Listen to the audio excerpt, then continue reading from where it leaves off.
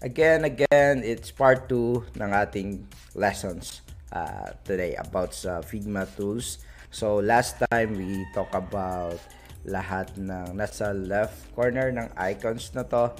Pinag-usapan natin yung selection tools, frames, mga shapes, pen tool, text, plugins, components, and widgets. Okay? So, today, let's discuss about this top center. Ano bang nangyayari dito kapag na-select yung isang object at kapag hindi na-select? So, that's what our topic today. Okay? So, let's get started. So, let's focus first dito sa top center, no? Dito tayo nakafocus sa top center.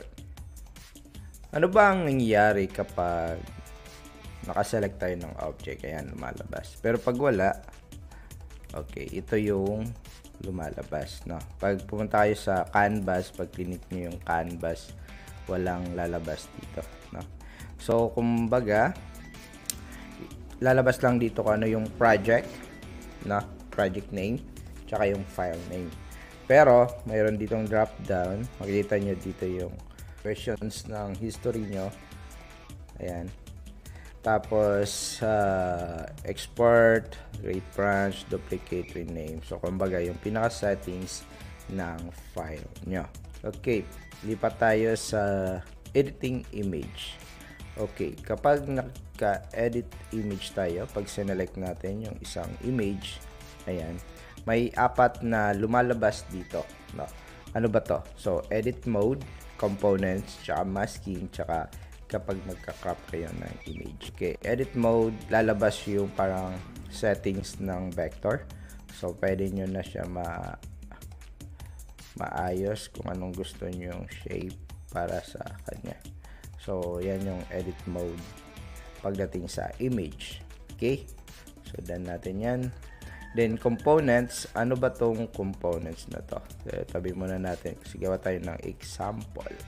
So, yung components ay para ma-reuse mo yung isang element sa iba-ibang mong design na isa lang yung babaguhin mo. Diniscuss na natin to nung nakaraan. No? So, gawin natin siyang components, tapos duplicate natin. So, ano man yung gawin natin dito sa main components, mapapalitan tong dalawang to. Sasabay siya. No? So, sabihin natin ay edit mode tayo. Edit mode, tapos curve natin to. Ayan. So, makita nyo na kung ano may yung gawin ko sa components, ganon din mangyayari sa ibang mga dinuplicate ko galing sa component. Okay? So, usin natin. Balik natin. Alright. So, next is masking. So, masking ay kung magmamask kayo ng dalawang object, dalawang element. So, kumbaga, itong ibon, papasok natin dito sa circle. Pero yung rule dito, dapat kung ano yung mask, nasa ilalim siya. Okay? So, select natin siya pareho. Tapos, click mask. Tapos, pwede nyo na galawin. Okay. So, yan yung masking. Okay. Next icon is crop tool. So, kumbaga, yeah, very simple. Alam na natin lahat yung crop tool. What is crop tool? That's it. Okay, that's the editing image. Next is text. So, again, meron tayong edit mode. Meron tayong edit mode at components tsaka masking. So, same lang yung mga use cases niyan. So, edit mode, yun lang lumalabas lang dito na para sa vector, pero may edit mo na yung text na hey. Yan. So, yan yung edit mode. So, pero components, same din. Same din yung component. Pag ginawa mong component yan, Ayan. Tapos, pero, tignan nyo to. Ayan.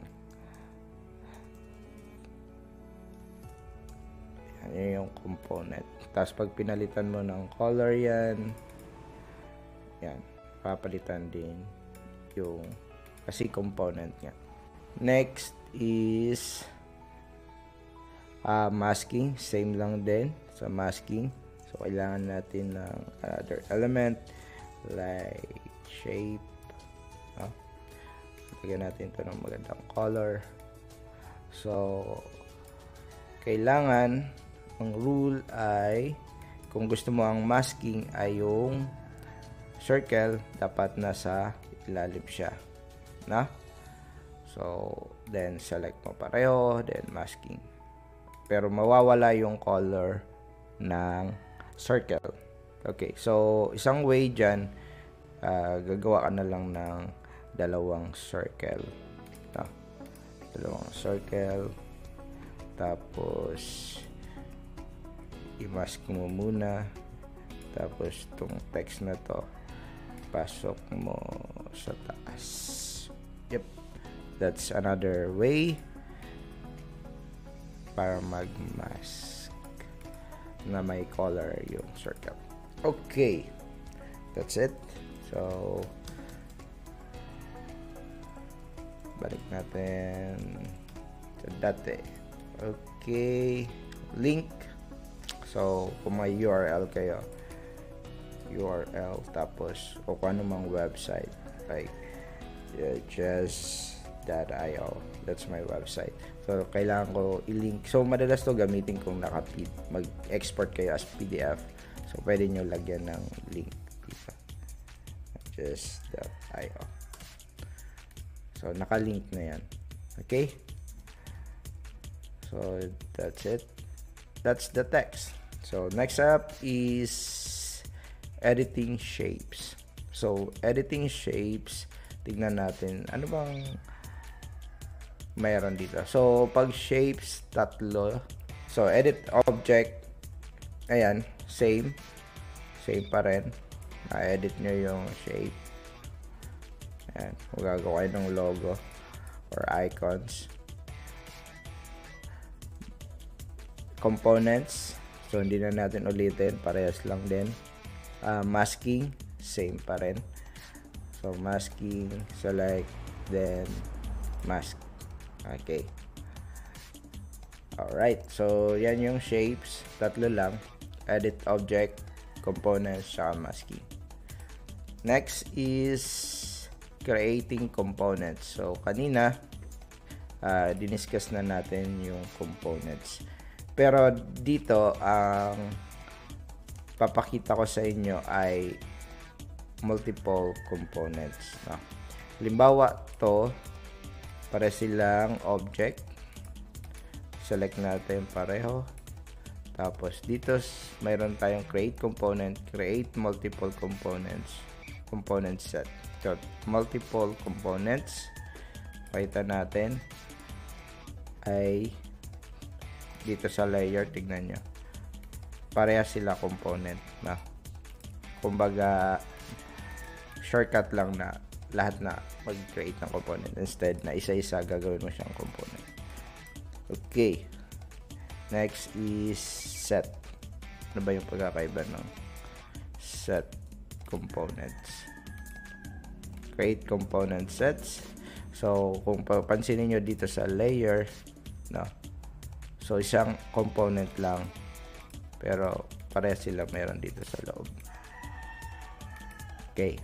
So, ito ay ginagamit to kapag magkakaroon kayo ng variant. Ayan. Ito yung variant 1. Ito yung variant 2. So, halimbawa, ito yung default. Ito yung hover. So, yan yung mga So, explain ko na lang yan sa inyo sa mga susunod nating topic about components. Next is editing multiple shapes. So, ito ay pag-edit ng shapes. Ayan. So, di ba kanina may masking tayo, no? Pero dito, mayroon ditong union, subtract, intersect, exclude. Ano bang pagkakaiba ng mga to? So, isa-isayin natin. Okay. So, yun. Ibig sabihin, tignan nyo yung icon. So, pagsasamahin lang siya. Ayan. Pero, mag-share siya ng isang color lang. Pero, pag dinouble click natin yan, no? So, pwede natin ma-edit yung ano. Pero, isang shape siya. Ayan na. Okay? So, next is subtract. Ayan. So, yung nasusubtract, yung nasa, again, yung rule ay kung ano yung nasa ilalim, siya yung pinaka-masking mo. So, kumbaga, itong part na to, isusubtract natin. Na. So, select natin, tapos, subtract. Ayun. So, bali, ito na yung shape mo.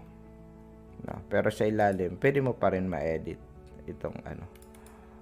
Bawa, edit natin. Tapos, lagyan natin ng konting design. Ayan.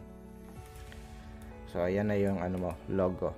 At kung gusto mo pa mag-add ng subtract, so, kailangan mo ng circle.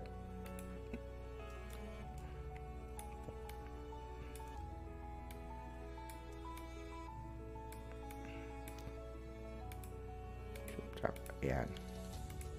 Yan yung subtract. Okay. Ano naman yung intersect? So, ilapit natin to. Tapos, intersect. Kung ano lang yung nag-intersect sa kanila, no? Ito lang yung matitira. Diba? Kasi nyo, itong part na to ang nag-intersect. At yun lang ang matitira. Intersect. Ayun. At kung sino yung pinaka nasa ibabaw na color, siya yung kukunin niya. Okay? Next is exclude. Kung ito naman ang ito lang yung mawawala. Ayan. Pero same pa rin, kukunin niya yung pinaka color sa ibabaw. Okay. So, yan yung shapes. Multiple shapes selection. Okay. So, flatten. I-flat nyo lang lahat. Next is editing frame. So, meron tayong frame dito. Pero yung frame, dalawa lang. Component, saka mask. So, same concept pa rin siya. Create nyo yung component. Tapos, ito rin, masking. So, di na natin discuss yan kasi paulit-ulit na tayo dun sa shapes. Editing sections. So, yung sections naman, ayan, ang section, isa lang ang option. Ready for dev. So, ang section kasi maganda talaga siya for presentation tsaka pag hand off ng design sa mga developer. Okay? Alright, take note, hindi pa tayo tapos. So, nasa center part pa lang tayo. So, next is pag-usapan naman natin itong mga nasa side na to. Ano ba ang mga to? Ayan. Tapos share. Ano ba ang mga yan? At lahat ng to na nasa top right corner. So, that's our next topic. So, see you there. Bye-bye.